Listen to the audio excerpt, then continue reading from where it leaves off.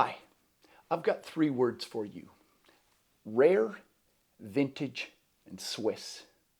And we're talking about watches here. What is that? What comes to mind? You think, oh my goodness, so much money, right? Watches are expensive. Swiss watches are even more expensive. Vintage, rare, it's got to be thousands and thousands of dollars, right? That's not actually the case. And today, I'm going to share one of my favorite watches with you as part of my sort of sharing my hobby, my obsession for watches. I'm going to share with you a watch that kind of breaks the expectations there. But before we get into that, my name is Bill. This is Coffee at the Crossroads, and I want to thank you for watching.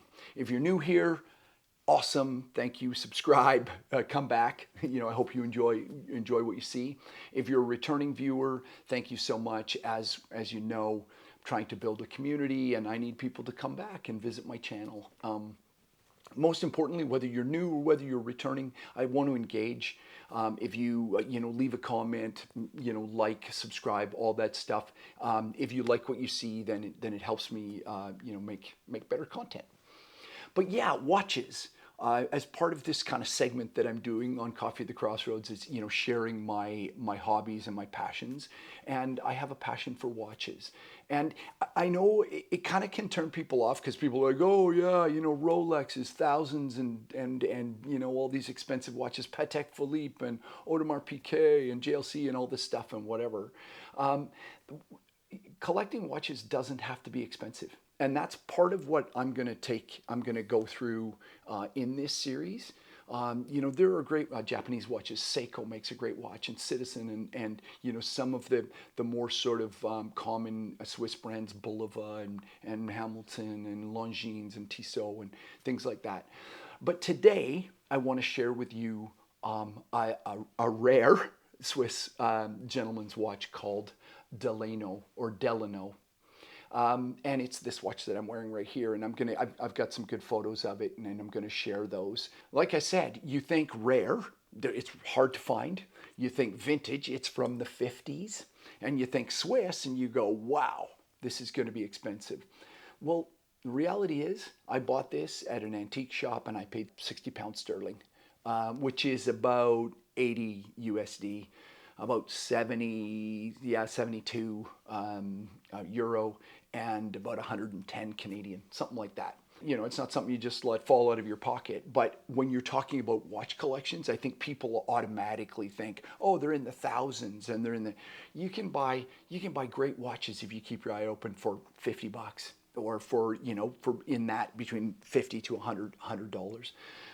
And so, I want to share that with you. This is a beautiful watch. I get compliments on it all the time.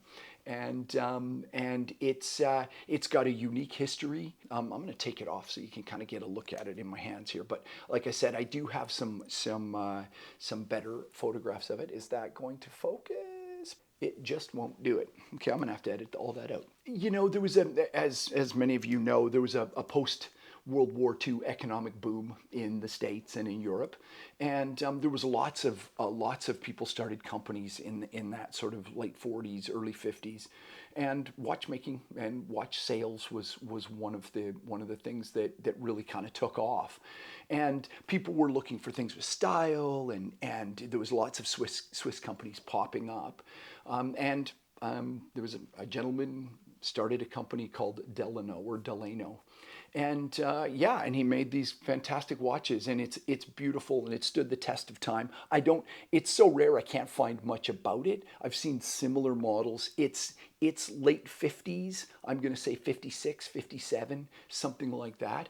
But yeah, the company went through and did well through the 50s and 60s. In 1969, they changed the company name from Delano to Delano, that more of a French spelling of the same thing, and that company now still exists.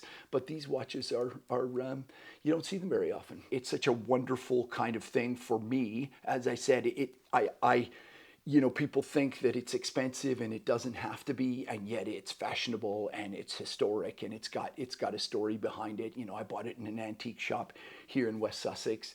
Yeah, and that's part of the allure or the charm of watch collecting, is that I feel like each piece has its own history. This thing is, if it's late 50s, we're talking about 70 years old, right?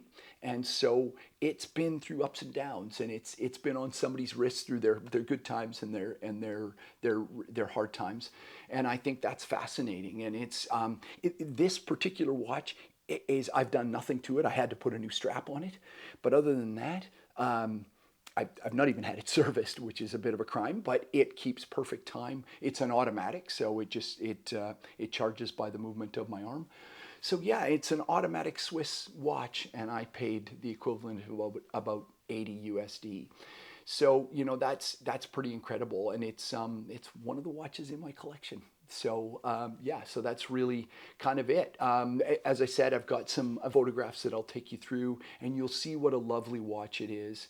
If I put those up, we'll see that. So it's I'm guessing that's gold plate around it. I don't know. You can see there's a patina on the face.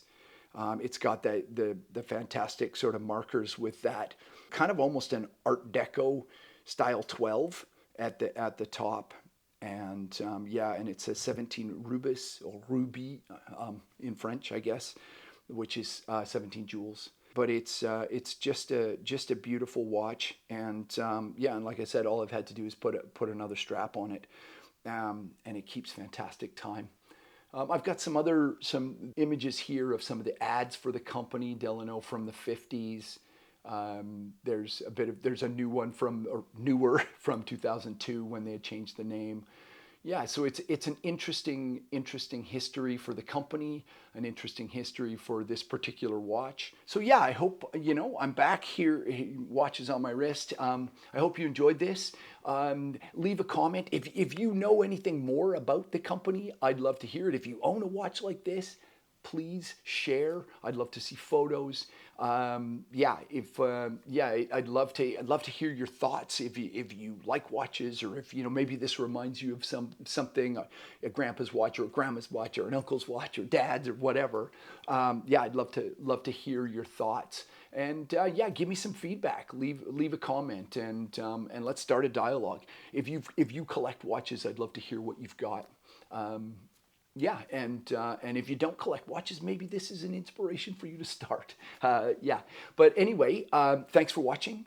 I'm Bill. This is Coffee at the Crossroads, and until next time, cheers.